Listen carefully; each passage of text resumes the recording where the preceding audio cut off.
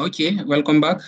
As we were discussing about lipoproteins, we said that they are complex molecules that have non-polar core consisting mainly of triacylglycerol and cholesterol esters that are surrounded by a surface layer of amphipathic phospholipids, cholesterol molecules, and apolipoproteins, which they are oriented so that their polar head groups face outwards to the aqueous medium, as in the cell membrane.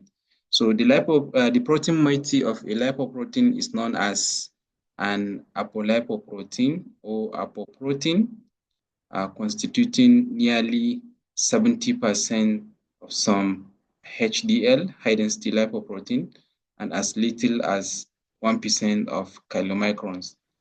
Lipoproteins contains one or more apolipoprotein, which they are proteins or polypeptides. Now we have different combinations of lipids and proteins to produce particles of different densities ranging from chylomicrons to high density lipoproteins. So as an example of lipoprotein, we can say we have to discuss the chylomicrons as the least density lipoprotein. So chylomicrons, they are derived from intestinal absorption of triacylglycerol and other lipids. They are the largest of the lipoproteins and the least dense lipoproteins. They are the largest class of lipoproteins and also the least dense lipoproteins. They contain a high proportion of triacylglycerols. The apolipoproteins of chylomicrons include, we have ApoB48, which is unique to this class of lipoproteins. So we have ApoB48, ApoE, and ApoC2 as the apolipoproteins of chylomicrons. The second class is very low density lipoproteins, which is abbreviated as VLDL or pre-beta lipoproteins. VLDL is transported in the blood from the liver for export of triacylglycerol to the muscle and adipose tissue. In addition to triglycerols and cholesterol esters, very low density lipoprotein contains ApoB100, ApoC1, ApoC2, ApoC3, and ApoE. So the loss of triacylglycerol converts some VLDL to VLDL remnants, which are called intermediate density lipoproteins, IDL. Now, further removal of triacylglycerol from the IDL remnants produces low density lipoprotein.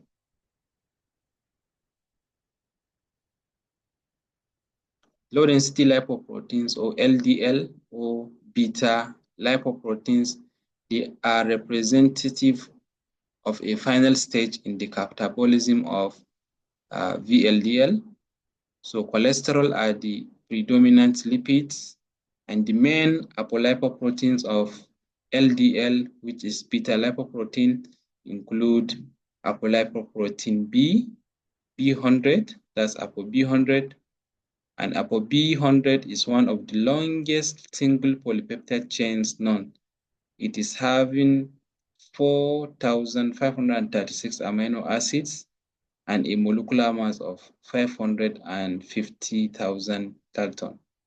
Low density lipoprotein carries cholesterol to extrahepatic tissues such as muscle, adrenal glands, and adipose tissue. As such, low density lipoprotein is also called bad cholesterol because it carries cholesterol to tissues such as muscles, adrenal gland, adipose tissues, increasing the risk of cardiovascular diseases.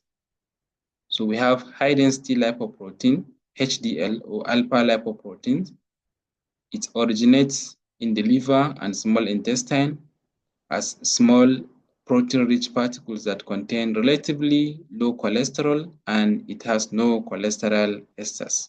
We have seen the differences of cholesterol and cholesterol esters. High-density lipoproteins contains primarily ApoA1 and other apolipoproteins, and it functions in the sense that it absorbs excess cholesterol from the blood, and HDL also carries the cholesterol back to the liver for breaking down and excretion. So liver now breaks down the cholesterol and it flushes out from the body. As such, high density lipoprotein is termed good cholesterol because it removes excess cholesterol from the blood, take it to the liver for breaking down and flushing out from the body, thereby reducing the risk of cardiovascular disease, as opposed to what low density lipoprotein did. So good cholesterol and bad cholesterol. So the major classes of human plasma proteins with some of their properties is now presented in this table. And we are talking about the lipoproteins. For chylomicrons, we have VLDL, LDL, and HDL.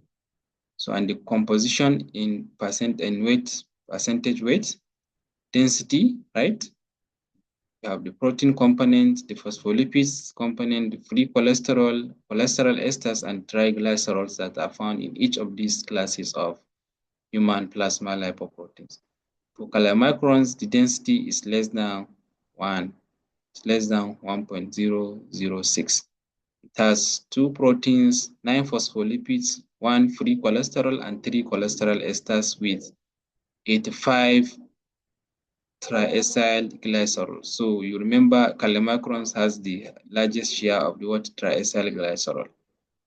For very low density lipoprotein, density is between 0.95 to 1.006. That's 10 protein, 18 phospholipids, 7 free cholesterol, 12 cholesterol esters, and 50 triacylglycerols. For LDL, its density ranges between 1.006 to 1.063.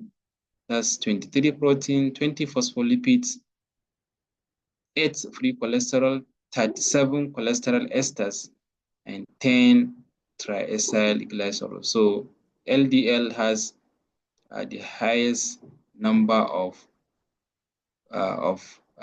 cholesterol esters, and also the highest number of free cholesterol. So for the HDL, high density lipoproteins, density ranges between 1.063 to 1.210. It has 55 proteins. So for the highest in terms of number of proteins, it has 24 phospholipids, the highest number of phospholipids. It has 2 free cholesterol, and it has 15 cholesterol esters, and also the least number of triacylglycerols, which is 4. So chylomicron has the highest number of triacylglycerol, the least number of free cholesterol, and the least number of protein, while HDL has the highest number of protein and least number of triacylglycerol. All right, so we are going to end the lectures here, and in our subsequent class, we are going to be talking about steroids. Thank you for listening. If you are yet to subscribe to my channel, please subscribe and you put on notifications so that you will not miss future content. Thank you. See you. Bye-bye.